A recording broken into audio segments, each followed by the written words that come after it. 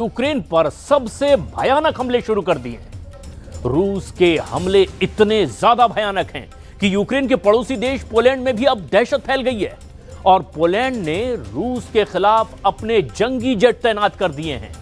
तो उधर दूसरी तरफ तुर्की पहुंचे ज़ेलेंस्की को ट्रंप ने डबल झटका दे दिया है, क्योंकि ट्रंप के नए पीस प्लान से अब यूरोपीय देशों पर भी रूस के हमले का खतरा बढ़ गया है।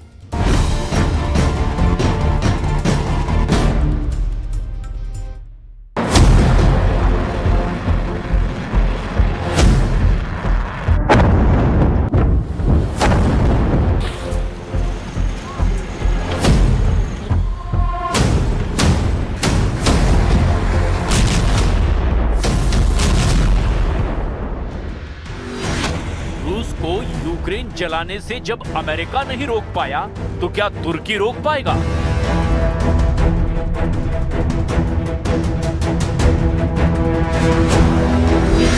पुतिन से जब ट्रंप युद्ध समझौता नहीं करवा पाए तो क्या एर्दोआन करवा पाएंगे?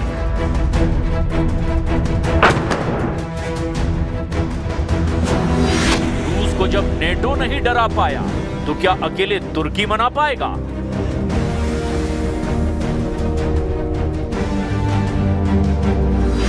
ब्रिटेन पोलैंड से पहले पुतिन के टारगेट पर आया नेटो का तुर्की।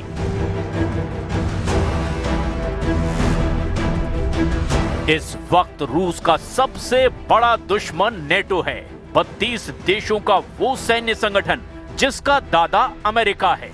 इसी मोस्ट पावरफुल मिलिट्री ग्रुप का तुर्की मेंबर है। तुर्की अमेरिका का खास है। एर्दोआन ट्रंप के दोस्त कहे जाते हैं, लेकिन तुर्की में जिस तरह ज़ेलेंस्की को भाव दिया गया है, जिस तरह एर्दोआन ने यूक्रेन रूस के बीच समझौता करने का पीड़ा उठाया है, उससे पुतिन का क्रोध बढ़ता ही जा रहा है। एर्दोआन ने पुतिन से इस्तांबुल प्रोसेस को मानने की बात कह डाली है, जबकि रूस ने इस्तांबुल आने से ही साफ मना कर रखा है। Sürecinin daha kapsamlı bir içerikle artık akut hal alan sorunları giderecek şekilde yeniden devreye girmesinin faydalı olacağı kanaatindeyiz. Bölgede akan kanın durmasını arzu eden tüm ortaklarımızdan da İstanbul sürecine yönelik yapıcı yaklaşım sergilemelerini bekliyoruz. तुर्की NATO का 5वां powerful सदस्य देश है, जिसने Putin को भड़काने की जुर्रत दिखाई है। तुर्की से पहले फ्रांस ने यूक्रेन को 100 राफेल देने का ऐलान किया।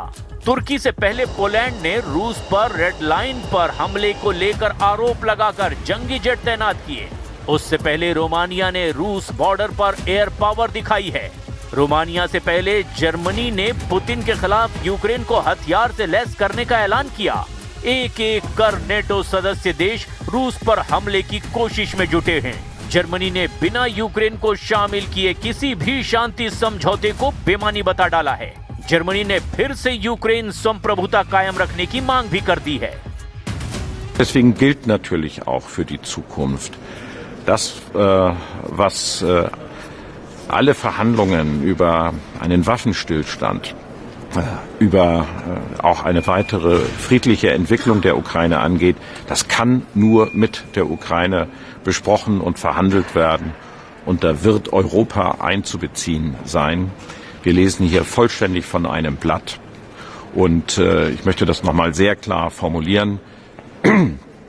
Wir begrüßen jede Initiative, die ergriffen wird, um in einen Verhandlungsmodus zu kommen. Aber die erste Voraussetzung ist, dass Wladimir Putin seinen aggressiven Angriffskrieg gegen die Ukraine beendet. जब से रूस Ukraine युद्ध शुरू हुआ है, प्रेसिडेंट पुतिन ने Zelensky को देखना तक कबूल नहीं किया। ज़ेलेंस्की से पुतिन की आखिरी मुलाकात साल 2019 में हुई थी। जिन ज़ेलेंस्की की पुतिन ने हर जगह एंट्री बैन कर रखी है, उन्हें यूरोपीय यूनियन शांति समझौते का सबसे बड़ा विलेन बताकर भी भड़का रहा है। Discussions should start with a ceasefire on the contact line that allow for negotiation on the question of territories, on the question of security guarantees. We have said that, the US have said that, President Trump has said that, and Ukrainians are ready for this. The only obstacle to such the ordered discussions so far is Vladimir Putin. यूरोपीय देशों में सबसे पहले जिसकी रूस से टक्कर के आसार बन गए हैं वो ब्रिटेन है।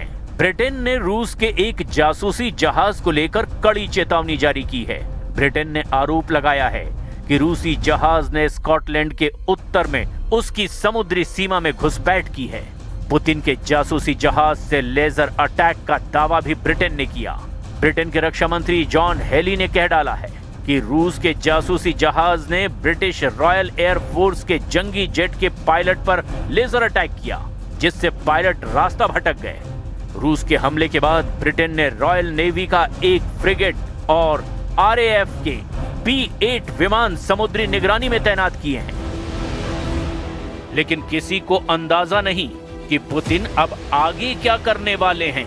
पुतिन का वो प्लान जानने से पहले ये भी जान लीजिए कि मिस्टर प्रेसिडेंट फिर से फुल फॉर्म में आ गए हैं। Ежегодное обследование.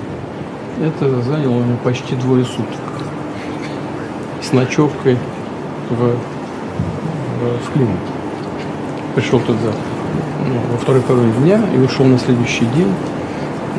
Слава богу, все хорошо. Но пройти такое обследование за минуту, это кажется... प्रेसिडेंट पुतिन की सालाना हेल्थ रिपोर्ट आ गई है। पुतिन पूरी तरह से फिट हैं। उन्होंने खुद के सेहतमंद होने का मैसेज किसे दिया है, ये समझना मुश्किल है? कतई नहीं।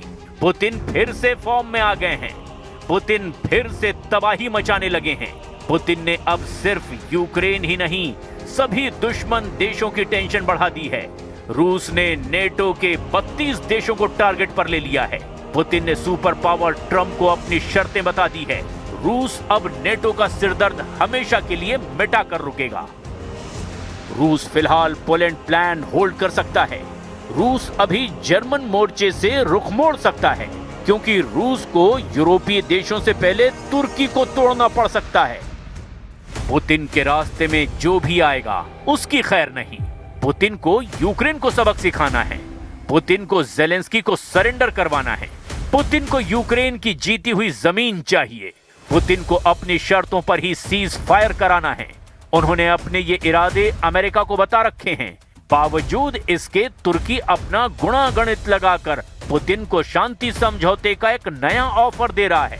सबसे ताज्जुब की बात यह है कि तुर्की के राष्ट्रपति के सामने ही ज़ेलेंस्की ने रूस पर बेगुनाहों की हत्या के आरोप लगा दिए हैं। Предметна і по ситуації в дипломатії.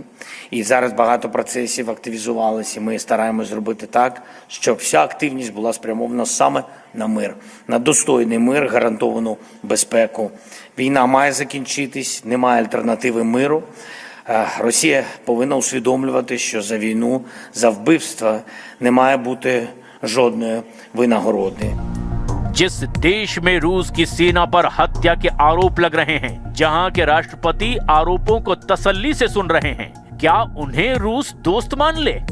ये मुमकिन नहीं। पुतिन कितने खूंखार लीडर हैं, इसे समझना है तो यूक्रेन वॉर जोन के भयावह दृश्य देखिए।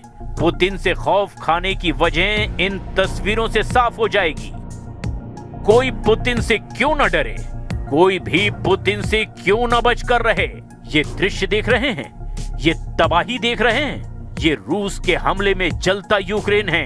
ये आसमानी तस्वीर पुतिन के ताप का ट्रेलर है, जिसमें भस्म हो रहे हैं यूक्रेन के शहर दर शहर, जिसमें जल रहे हैं बहुमंजिला अपार्टमेंट।